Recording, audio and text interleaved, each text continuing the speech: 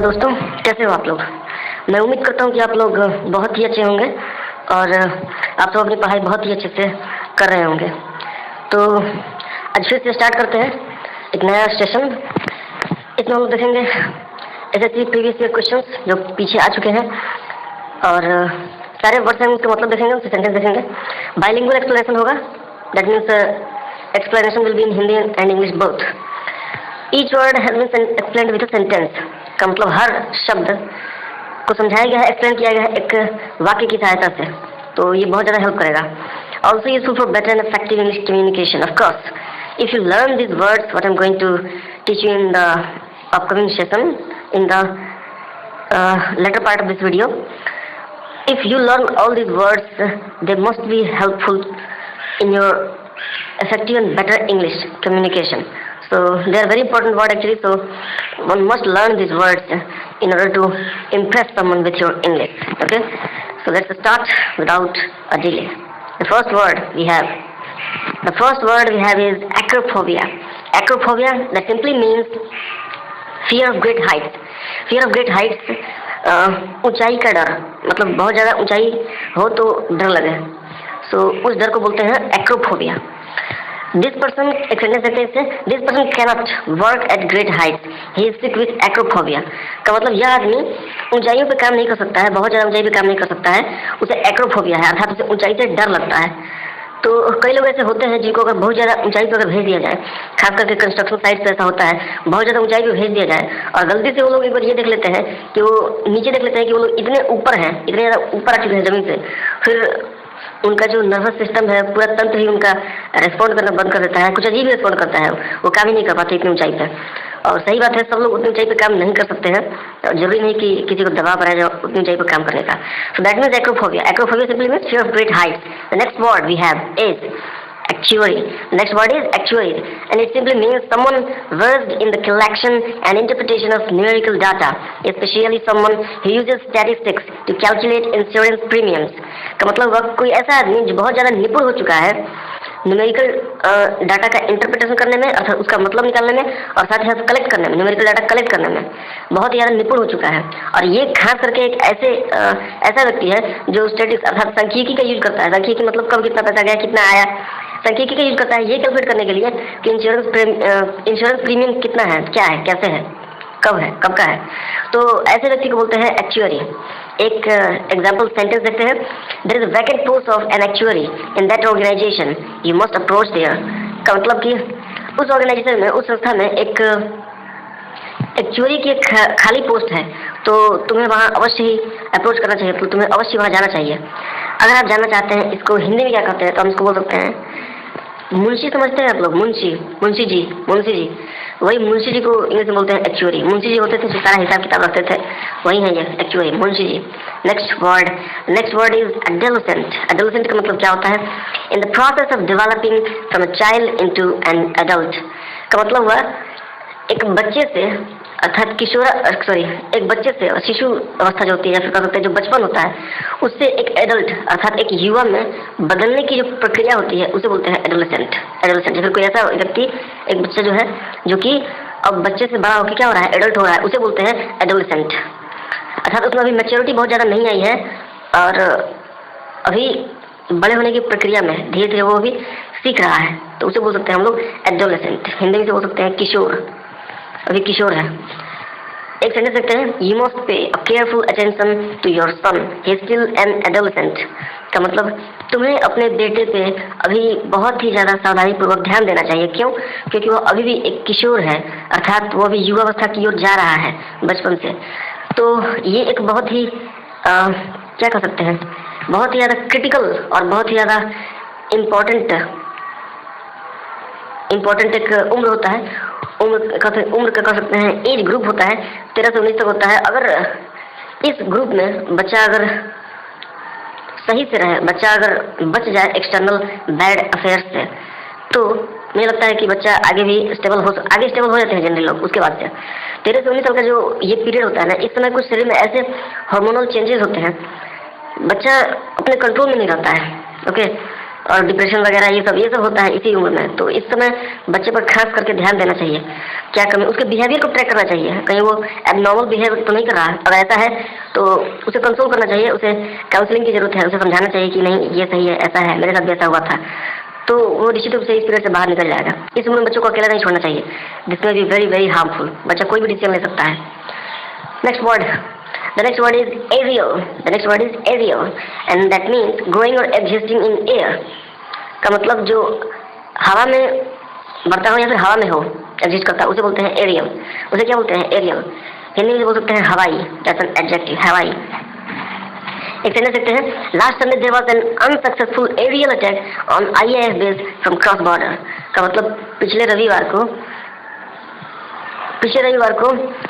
एक aerial attack हुआ था इंडियन एयरफोर्स के बेस पे, और वो भी क्रॉस बॉर्डर और बॉर्डर के पार से, जो कि एक अनसक्सेसफुल एरियल अटैक था। तो कुछ दिन पहले आप लोगों को पता ही होगा, पाकिस्तान से आए थे कुछ ड्रोन्स और उन्होंने इंडियन एयरफोर्स के बेस पे हमला किया था।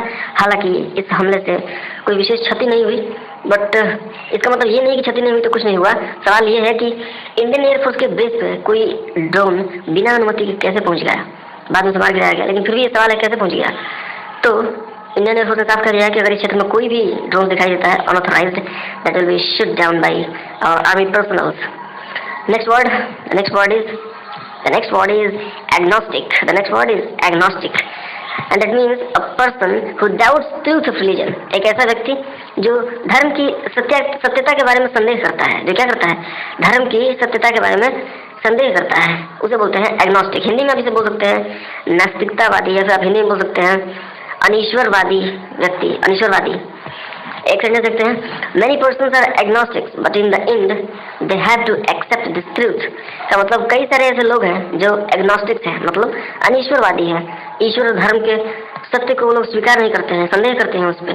बट इन द एंड, अंत समय में, they have to accept this truth, उन्हें ऐसा लगता है कि नहीं यही सत्य है, जो मैंने नहीं माना जिंदगी और वही सत्य है, उन्हें मानना ही पड़ता है। Next word is alimony. सबको नहीं, कई सारे लोगों को पता होगा, खास करके जो लॉ बैकग्राउंड से अगर होंगे उनको पता होगा एलिमनी का मतलब क्या होता है। It means the money that a court orders somebody to pay regularly to his former wife or husband when the marriage is ended का मतलब ये एक अमाउंट ऑफ मनी होता है, पैसा होता है, एक धन होता है जो कोर्ट आदेश देता है किसी को देने के लिए, और वो भी रेगुलरली उसके पूर्व पत्नी या फिर पति को जब मैरिज खत्म हो जाता है। तो मैं समझाता हूँ ये क्या होता है एलिमनी। दो जने हैं, उन्होंने शादी की, कोई किसी भी तरह शादी की, अरेंज मैरिज हो सकता है या लव मैरिज हो सकता है या फिर कॉन्ट्रैक्ट मैरिज हो सकता है, किसी भी तरह की शादी। और इंडिया में तो आप समझते हैं जनरली अरेंज मैरिज, आजकल तो लव मैरिज होती है। तो आपने शादी की, दो जनों ने शादी की, और शादी के बाद से क्या हुआ, they live together for a certain period of time, उन्हें अच्छा लगा, लेकिन बाद में ऐसा लगा कि things are not working right, okay. तो उन्होंने फैसला किया कि हम दोनों अलग हो रहे हैं। लेकिन अगर मान लीजिए उनका कोई बच्चा है या फिर कोई दोनों में से कोई एक है जो डिपेंडेंट है, डिपेंडेंट मीन्स दोनों में से कोई एक ऐसा है जो कमाता नहीं है, जो आश्रित था दूसरे वाले पे। सपोज मैं मानता हूँ कि हस्बैंड अगर कमाता है, या फिर मानते हैं वाइफ ही कमाती है और हस्बैंड नहीं कमाता है, तो जब ये अलग होंगे तो तलाक लेंगे अगर, तो फिर क्या होता है कि जो डिपेंडेंट व्यक्ति है वो कैसे जी पाएगा, कैसे रहेगा? वो तो डिपेंडेंट था, अचानक से तो नहीं कर पाएगा। तो क्या हुआ, कोर्ट में जाता है ये केस और कोर्ट आदेश देता है कि जो व्यक्ति इंडिपेंडेंट था जो कमा रहा था, वो व्यक्ति एलिमनी एक निश्चित सम ऑफ अमाउंट देगा उस व्यक्ति को जो नहीं कमा रहा था, जो डिपेंडेंट था, ताकि उसका भी जीवन आगे चलता रहे। तो इस अमाउंट ऑफ मनी को बोलते हैं एलिमनी। मैं उम्मीद करता हूँ कि आप लोग समझ गए होंगे एलिमनी का मतलब। एक सेंटेंस देखते हैं, the accused finally agreed to pay an alimony of ₹50 lakhs per year का मतलब बड़े बड़े घरों के लोग होते हैं, बहुत ज़्यादा अमीर लोग होते हैं, तो वो कितने 50 लाख, 100 लाख, 1 करोड़ रुपए ऐसे वो लोग पैसे दे देते हैं एलिमनी के रूप में। ओके, द अक्यूज्ड जो दोषी था वो फाइनली एग्री कर गया एलिमनी पे करने का, और कितना रुपया, 50 लाख पर ईयर, अर्थात 1 लाख 50 रुपया देने के लिए एग्री कर गया। Next word we have is, the next word is allegory. The next word is allegory का मतलब होता है a story, play, picture, etc. in which each character or event is a symbol representing an idea, a quality such as truth, evil, death, etc.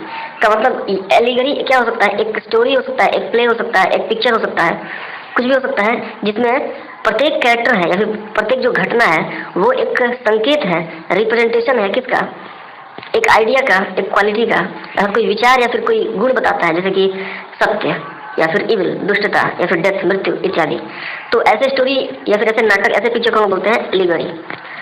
Example sentence, the Mahabharata is the best allegory I have ever read. का मतलब महाभारत वो सबसे ज्यादा अच्छी allegory है। Allegory मतलब हिंदी में बोलते हैं नीति कथा, जिसे मैंने कभी पढ़ा है, अर्थात सबसे अच्छी एलिगरी है। अब महाभारत में क्या है, जैसे महाभारत में मैं एग्जांपल देता हूँ आपको गीता का। महाभारत में अर्जुन है, तो अर्जुन वो एक कैरेक्टर है, तो ये कैरेक्टर न सिर्फ कैरेक्टर है बल्कि ये रिप्रेजेंट करता है एक क्वालिटी को, और वो क्वालिटी क्या है, वो क्वालिटी है ईश्वर के प्रति प्रेम, डिवोशन टुवर्ड्स गॉड। तो और वैसे ही सब कुछ इसमें सांकेतिक ही है। महाभारत में जितना कुछ है सब कुछ इसमें सांकेतिक ही है। कौरव पक्ष के जितने हैं दे आर आसुरी शक्ति, आसुरी शक्तियां हैं वो, और पांडव पक्ष के जो है वो है हमारे दैवीय संपद है।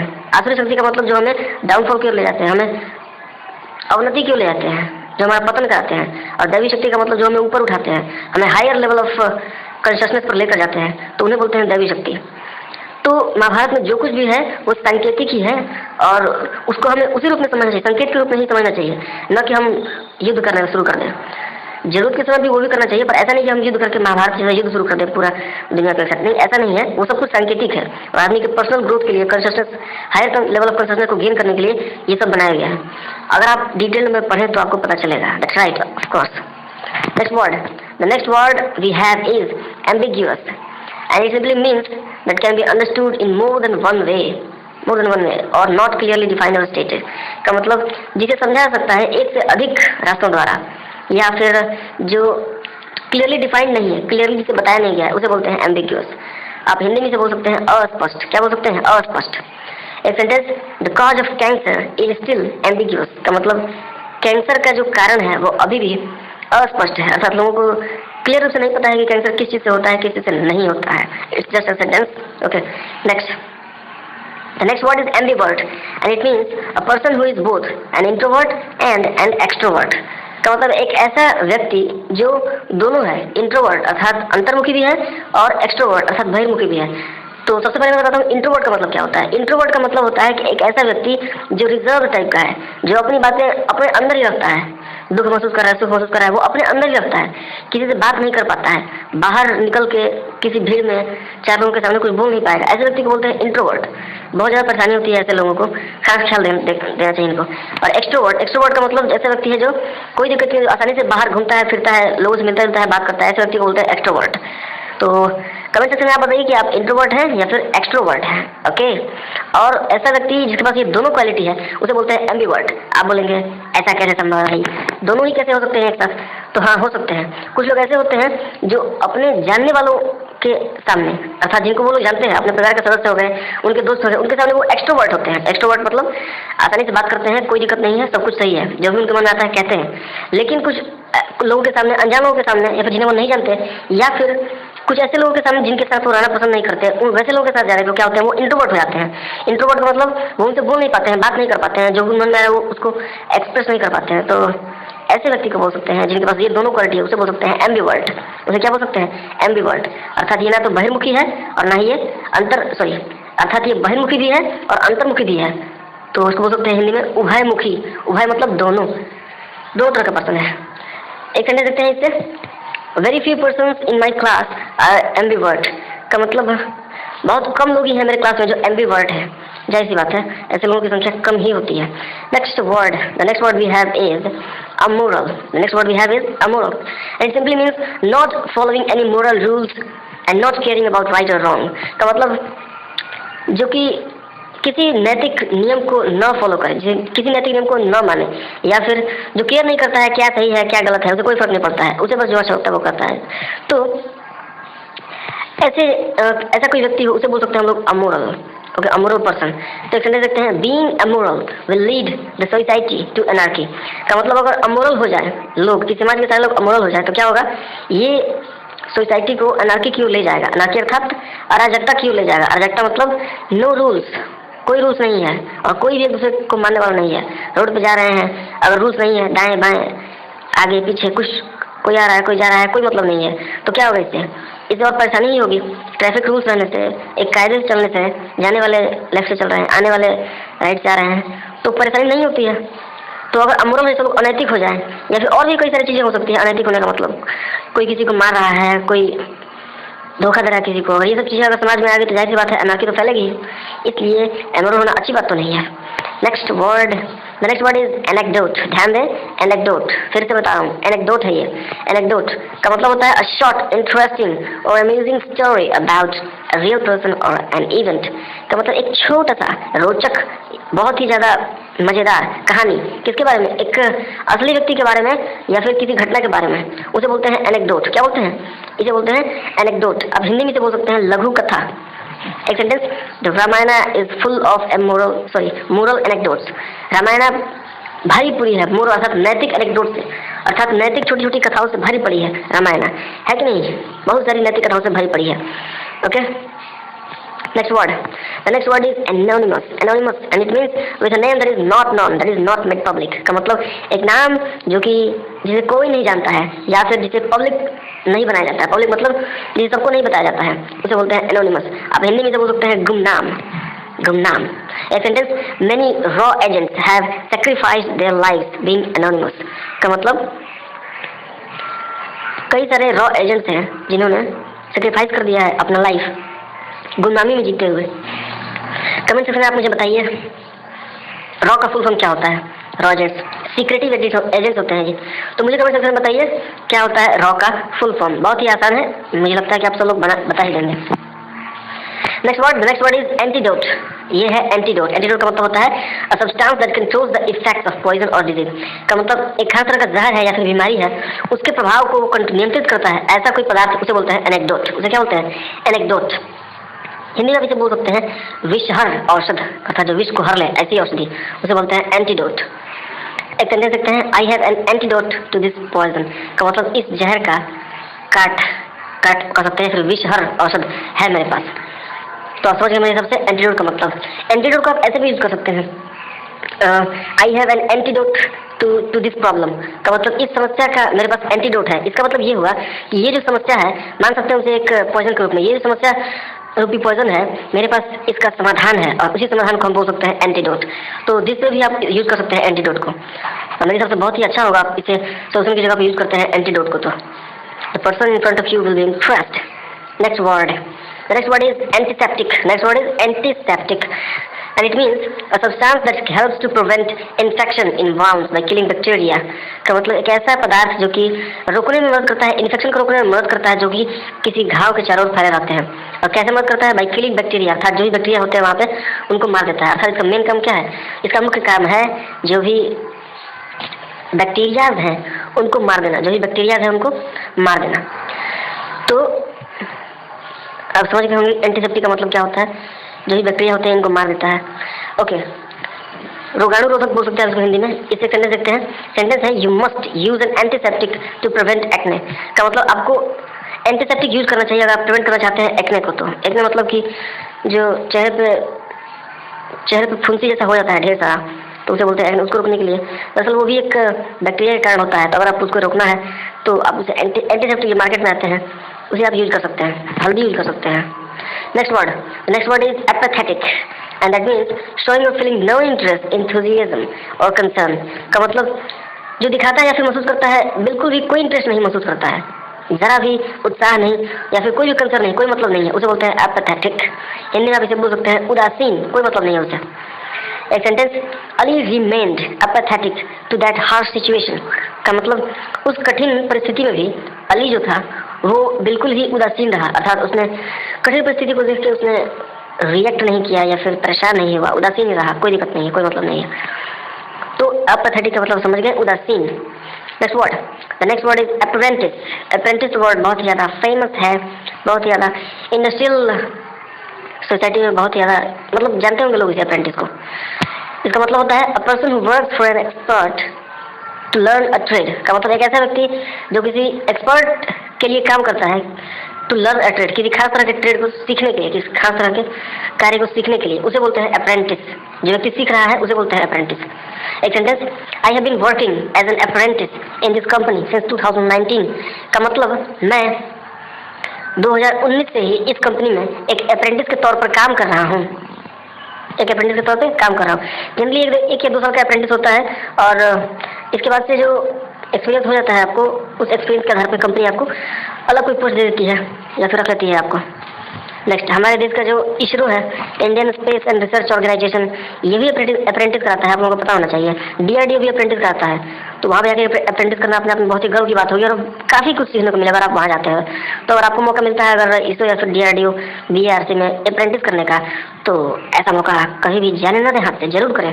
1-2 साल की बात है, जरूर करें। You will learn a lot of things. Next word, the next word is arbitrator.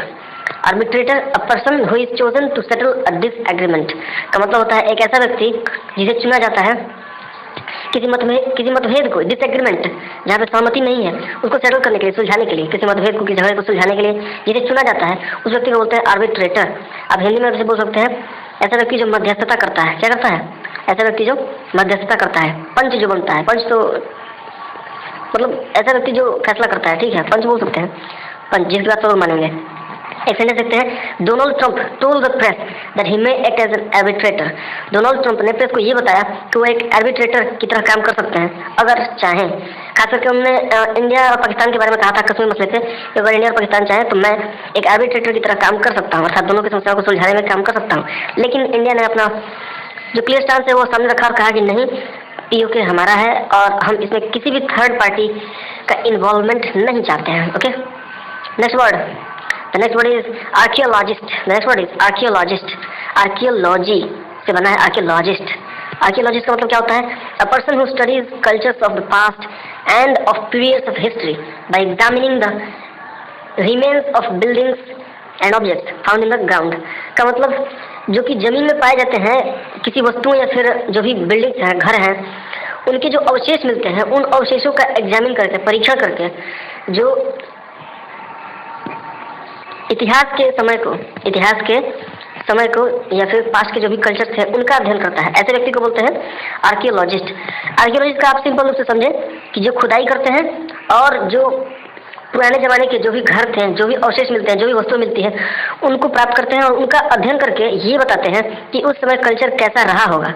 जैसे कि मोहनजोदड़ो और हड़प्पा की खुदाई में कई सारे ऐसे पूरे शहर ही मिले हैं और वस्तु भी कई सारे ऐसे मिले हैं जिससे ये पता चलता है कि उस समय के लोग भी बहुत ज़्यादा डेवलप्ड है। ऐसा नहीं कि वो लोग बहुत ज़्यादा पिछड़े हुए थे, क्योंकि जो भी शहर मिले हैं, बीच में रोड है और उसके किनारे किनारे नाले हैं, फिर उसके बाद से घर है, तो ऐसा लगता है कि बहुत ज़्यादा ऑर्गेनाइज टाइप में वो लोग थे।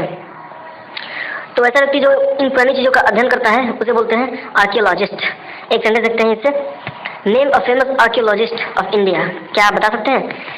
इसका मतलब हुआ कि आप भारत के एक प्रसिद्ध जो आर्कियोलॉजिस्ट हैं, पुरातत्ववेत्ता है, उनका नाम बताइए। तो बताइए कमेंट सेक्शन में कौन है ये archaeologist. Next word is articulate. Articulate का मतलब होता है गुड एट एक्सप्रेसिंग आइडियाज और फीलिंग क्लियरली इन वर्ड्स और स्पीच।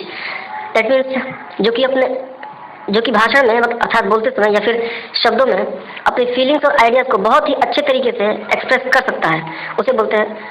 तो इस चीज़ को बोलते हैं, एक्सप्रेस करने की इस घटना को, एक्सप्रेस करने की इस क्रिया को बोलते हैं आर्टिकुलेट। आर्टिकुलेट करना, वर्ब है एक। तो आर्टिकुलेट को आप हिंदी में क्या बोल सकते हैं? आर्टिकुलेट को आप हिंदी में बोलेंगे जो स्पष्ट रूप से कह सके, स्पष्ट। ओके, तो एक सेंटेंस देखते हैं, you have to articulate this words in Russian accent. का मतलब तुम्हें इन सभी वर्ड्स का उच्चारण करना है, इन्हें एक्सप्रेस करना है रशियन एक्सेंट में, स्पष्ट रूप से रशियन एक्सेंट में उच्चारण करना है। तो can you do it? Next word, the next word is avarice. The next word is avarice and it simply means extreme desire for wealth. का मतलब धन के प्रति असीम लालसा, असीम इच्छा, इसे आप लालच बोल सकते हैं। एवराइज लालच, लोभ। ऐसे में देखते हैं, no vice like avarice, you must have heard this proverb. का मतलब हुआ नो वाइस, वाइस मतलब कोई दुर्गुण, लाइक एवराइज अर्थात लोभ के जैसा और कोई दूसरा गुण नहीं है। इसी प्रभाव को हिंदी में प्रभाव के रूप में ही बोलते हैं लालच बुरी बला। और you must have heard this प्रभाव का मतलब आपने ये प्रभाव कहावत तो सुनी ही होगी कि लालच बुरी बला है। Next word is beneficiary. Beneficiary का मतलब होता है, हिंदी में बोलते हैं लाभार्थी। A person who gains as a result of something. का मतलब एक व्यक्ति जिसे जो पाता है as a result of something, मतलब कुछ होने के कारण कुछ पाता है। जैसे कि आपने एग्जाम पास कर लिया और आपको मिल गया 10,000 रुपये। कोई एग्जाम पास किया, आपने स्कॉलरशिप टेस्ट था, आपने पास कर लिया, आपको मिल गया 10,000 रुपये। So you will be called as beneficiary of that scholarship. एक sentence, I am also a beneficiary of PM Kisan निधि योजना का मतलब मैं भी प्रधानमंत्री किसान निधि योजना का एक लाभार्थी हूँ। ओके, बेनिफिशियरी अच्छा वर्ड है। नेक्स्ट वर्ड, ओके, तो मुझे लगता है कि we have learn 20 words. Okay, thank you so much for watching this video. Please like, share and subscribe if you find this lecture useful. Suggestions to improve the lecture will be warmly welcomed by me and will also be incorporated in the upcoming lectures. Okay, so मिलते हैं अगले lecture में कुछ और नए words और interesting words के साथ। तब तक के लिए take care and bye bye. Channel को सब्सक्राइब